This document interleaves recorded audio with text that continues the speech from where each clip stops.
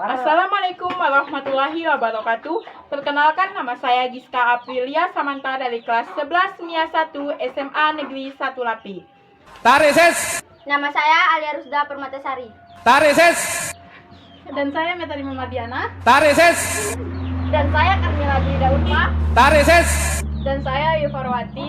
Tareses. Dan saya Huzaimah. Tareses. Dan saya Bagus Satria Nugrah. Nah, dan itulah teman-teman saya dari kelompok Sibolang, pencari tempat pembudidayaan ayam ternak. Bolang si bolang, si bocah petualang, kuat kakinya seperti kaki kijang, hap hap hap hap hap hap hap, lompat maju menerjang, sembunyi di semak ilalang. Selamat menyaksikan, jangan lupa like dan subscribe.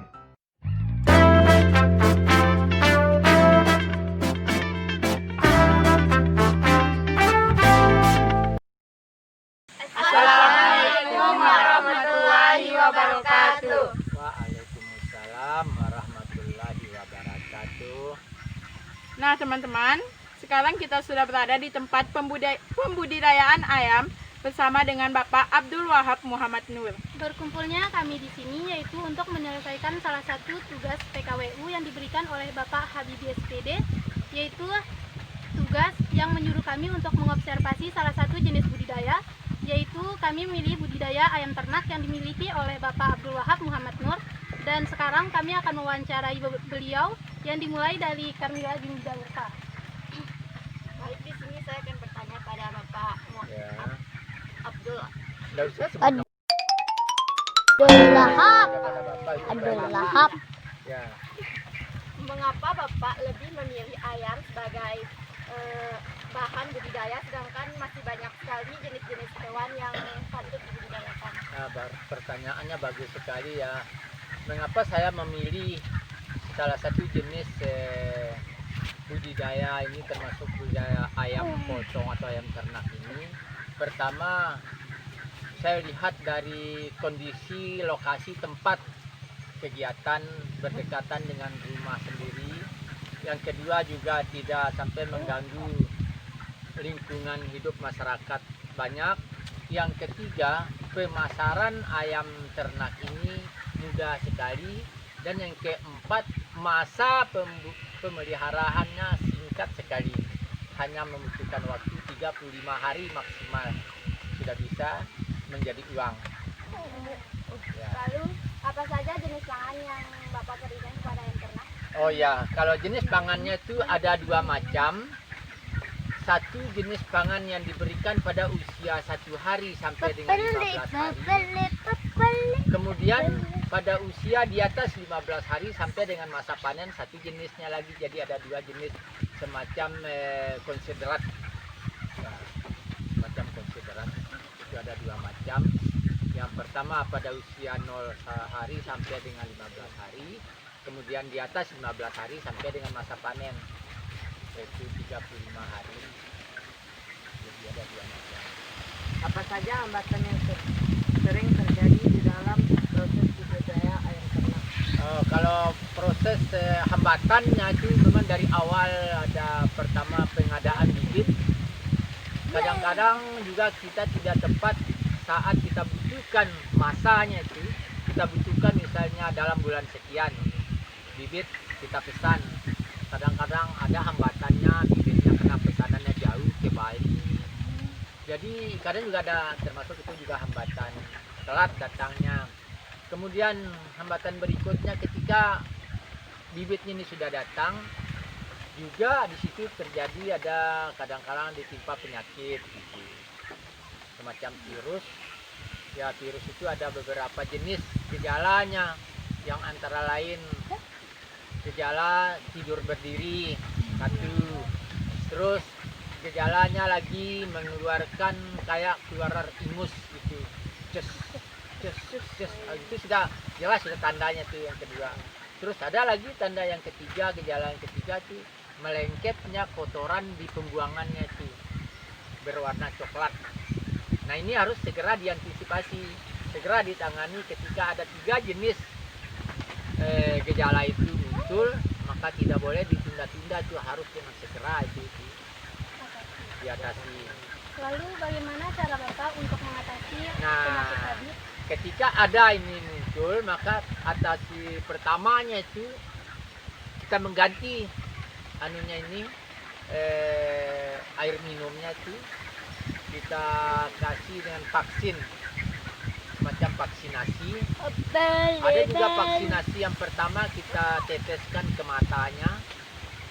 Ketika sudah umurnya misalnya di atas 5 hari, 6 hari, maka tidak lagi kita tetes di matanya, langsung bahan vaksinasi itu kita campur dengan air minumnya. Kita masukkan ke dalam air minumnya. Kemunculan penyakit tersebut apakah akan berpengaruh pada berat ayam ternak? Oh ya, jelas sekali. Pertama terjadi terhentinya perubahan berat badannya. Berat badannya malahan lebih patah lagi. Biasanya tidak bisa bertahan dia. Tinggal menunggu hari dia akan out dia. Itu yang paling parah. Ketika lama ditangani, begitu ada gejala itu dibiarkan, kelihatan besok dibiarkan, ini paling-paling bertahan 3-4 hari mati. Begitu kita lihat hari ini juga segera itu kita tangani. Kita ganti air minumnya. Kita kasih yang namanya trimisin. Nah, sudah tidak mempan dengan trimisin, ganti lagi dengan ada yang namanya neomedril. Nah, biasanya kalau kita sudah tangani dengan 2 jenis itu, insya Allah biasanya selamat sudah. Dalam waktu 3 hari hilang sudah gejala itu. Jadi agak ringan lah.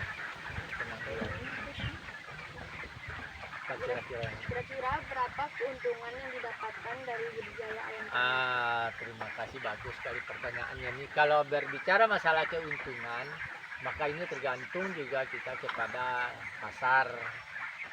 Ya, ada kadang-kalanya tuh pas di pasar ayam ini beredar banyak kelebihan produksi, maka secara otomatis biasanya harga itu agak turun. Tapi ketika kebutuhan masyarakat lebih besar daripada jumlah persediaan produksi yang ada, maka ini secara otomatis harganya naik. Nah, dengan naiknya harga, pertama harganya sudah naik, kedua berat badan dari ayamnya juga ini bagus, maka insya Allah biasanya kita dapatlah keuntungannya agak besar, agak lumayan. Bagaimana cara Bapak dalam mempromosikan ayam ternak, sedangkan kita tahu bahwa saingan Bapak dalam budidaya ayam ini sangatlah banyak? Oh, bagus sekali. Memang kalau sampai dengan hari ini ya, untuk pemasaran ayam potong ini kami rasakan oleh kita di Kabupaten Sumbawa ini, terutama di daerah kita, wilayah kita ini masih kekurangan produksi. Dalam jumlah yang sudah sekian ini masih kita dikategorikan kekurangan produksi. Jadi malahan banyak pelanggan-pelanggan kita yang kecewa karena tidak kebagian dengan ayam. Tidak kebagian ketika pas kita musim buka kandang panen. Ada orang memesannya tuh 1-2 orang, orang ketiganya sudah tidak kebagian. Jadi masih kekurangan produksi daripada jumlah kebutuhan. Jadi masalah di promosinya itu masih belum kita butuhkan. Malahan si pembelinya tuh lebih cenderung lebih banyak daripada kita yang menjual. Sebagai pertanyaan terakhir, Ya. apa nasihat atau saran Bapak kepada kita generasi muda dalam dunia bisnis? Alhamdulillah. Satu-satunya sekarang yang perlu kita siasati, karena di zaman sekarang ini bangsa kita, rakyat kita, warga kita masih terlalu keras sekali minded kepada yang namanya pegawai negeri. Minded sekali bahwa satu-satunya yang dianggap terbaik untuk masa depan kehidupan itu dianggapnya hanya pegawai negeri. Padahal yang sesungguhnya masih jauh lebih banyak peluang, masih jauh lebih banyak jalan hidup yang bisa kita tempuh untuk mencari kehidupan. Salah satu contohnya bagi saya, begitu saya berniat selesai jadi pegawai negeri, kemudian saya membandingkan sekarang hasil di saat saya menjadi pegawai negeri dengan setelah saya pensiun, ternyata jauh lebih nikmat, lebih banyak rezeki yang saya peroleh setelah terutama saya menggeluti bidang ini. Jauh lebih banyak. Nah, oleh sebab itu janganlah kita berprinsip bahwa satu-satunya jalan hidup yang terbaik itu adalah pegawai negeri. Buang itu sejauh-jauhnya. Buang itu prinsip itu. Masih banyak jalan keluar. Masih banyak jalan keluar yang bisa kita lakukan. Barangkali itu yang bisa saya sarankan sesuai dengan apa yang sedang saya geluti pada hari ini. Nah, barangkali kalau yang terakhir tadi, saya juga yang pesan-pesan terakhir, saya mengucapkan terima kasih yang sebanyak-banyaknya atas kedatangan anak-anak semuanya kemari. Yang walaupun barangkali di sini dalam situasi dan kondisi yang sangat tidak nyaman barangkali, namun inilah kondisi yang ada realitanya. Terima kasih sekali lagi atas semuanya. Wabillahi taufiq wal hidayah. Wassalamualaikum warahmatullahi wabarakatuh. Mungkin sekianlah hasil observasi kami. Terima kasih untuk Bapak Abdul Wahab Muhammad Nur yang telah meluangkan banyak sekali waktunya untuk kami. Dan terima kasih untuk teman-teman yang sudah menyempatkan waktunya untuk datang kemari. Sekian dari kelompok kami. Jika ada kesalahan kata maupun sesuatu, kami ucapkan banyak-banyak maaf. Sekian dari kelompok kami. Wabillahi taufiq wal hidayah. Wassalamualaikum warahmatullahi wabarakatuh.